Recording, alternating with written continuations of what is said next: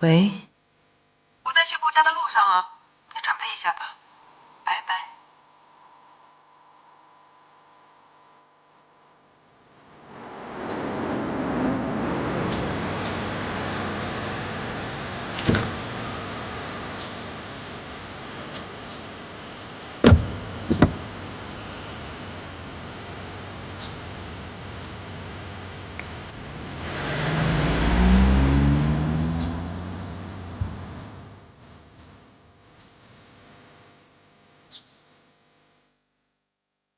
贺锦熙终于回来了，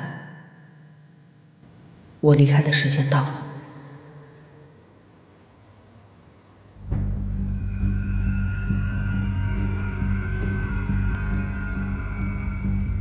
表妹，好久不见，我好想你啊！锦溪，乖乖听话，不然就见不到妈了。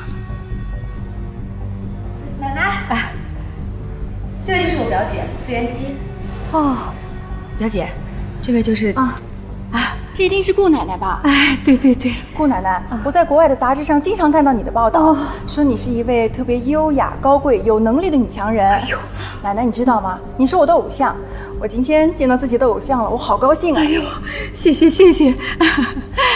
我听锦溪说你刚从国外回来，还没有找到合适的住处，那就住在我们家吧。等你什么时候找到工作了，再搬出去。那谢谢奶奶，奶奶这段时间可能要麻烦你们了。哎呦，谈不上麻烦。